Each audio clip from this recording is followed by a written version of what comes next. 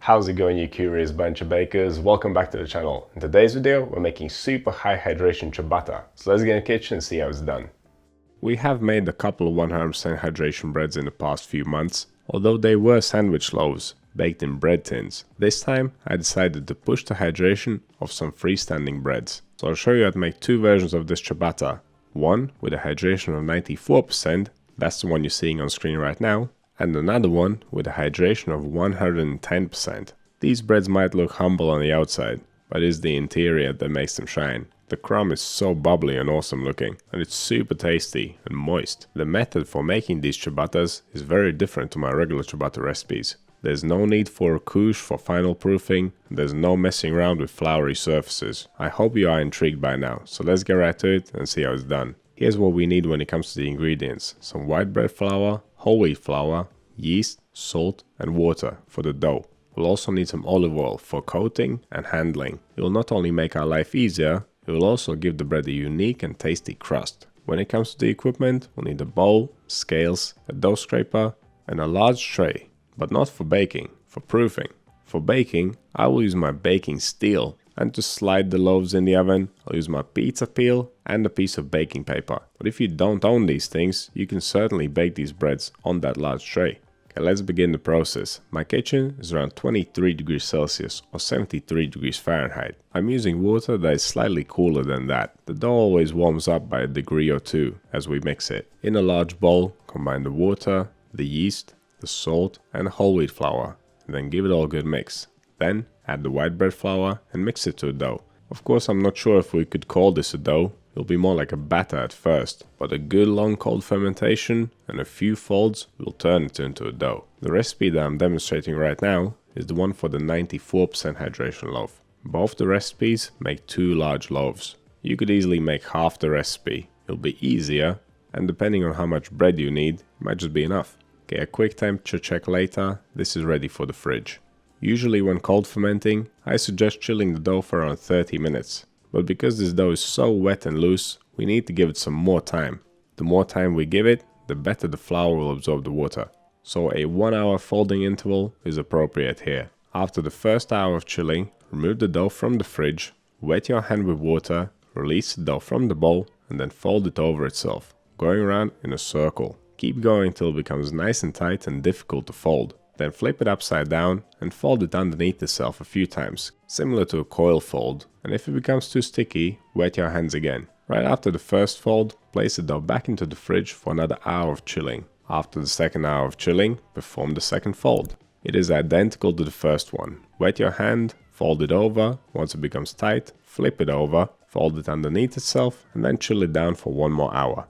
The third fold is a coil fold. This type of fold is more effective, and now the dough is cohesive enough to take it. Wet your hands with water, release the dough from the bowl, then grab it by the middle, lift it up, let it hang down and roll it underneath itself. First do one side, then the other, then turn the dough 90 degrees and repeat. Once it's nice and tight, place it back into the fridge for a long cold fermentation of around 18 to 24 hours. Okay, it is the next day, the dough is nice and bubbly, we'll give it another coil fold before we divide it and shape it. All this folding is there to build tension and give the dough some structure. If we don't fold it, it'll turn out flat as a pancake. Giving the dough some tension will make it rise a little bit more vertically as it bakes. Okay, from now on you have two options. If you are baking your ciabatta on a steel and you're sliding it in the oven with a pizza peel, then follow the on-screen instructions. But if you're going to bake your loaves on a tray, line the tray with non-stick baking paper and oil it lightly. Use more oil on the dough itself. You don't want to use too much oil for that kind of method because things might get too smoky. But whatever you do, place the dough on the paper-lined or oiled tray and then divide it in half. You could also wet your hand and pinch it in half whilst it's still in a bowl. After dividing, wet your hands with water, pick each piece of dough up, turn it so that the cut is facing downwards and fold the sides down and back up into the middle. Cover the surface of the dough balls with oil. We're not using cling film for final proofing, so the oil will prevent the dough balls from drying out. The final proof will take around 40 to 60 minutes. During this time you want to preheat the oven, 220 Celsius, 430 Fahrenheit, fan on. And that'll be 240 Celsius or 465 Fahrenheit, fan off. And of course, preheat your baking steel if you're using one. Okay, the final proofing is done, but we can't really bake them like this. We need to give them an elongated shape. So wet your hands with water and shape your ciabattas. Now the next step is optional, but the idea behind it is that as the dough ferments, all the bubbles are rising to the top, and as it bakes, they will keep rising to the top. So flipping the dough upside down should distribute those bubbles evenly throughout it. Of course, these loaves are not tall enough to notice any huge difference, so I'll leave this decision up to you. You can flip them or leave them as they are, or do one of each and see which works best. And the same goes for when you're proofing and baking on a paper lined baking tray. Okay, one last thing, if you have a spray bottle, spray the loaves with water. Okay, let's get these wobbly things in the oven. They'll take around 15 minutes of baking.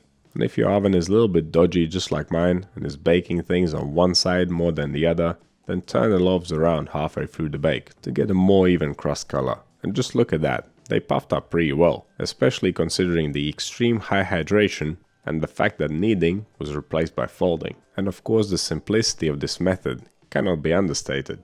Remember that this dough never touched the table, and we didn't have to dust tons of flour on it.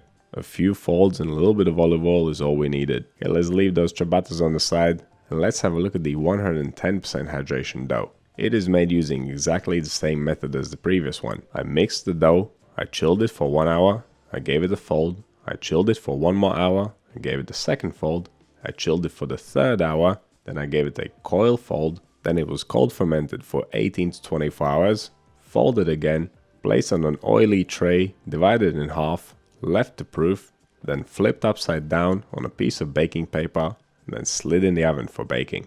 This thing contains more water than flour. Is that even bread?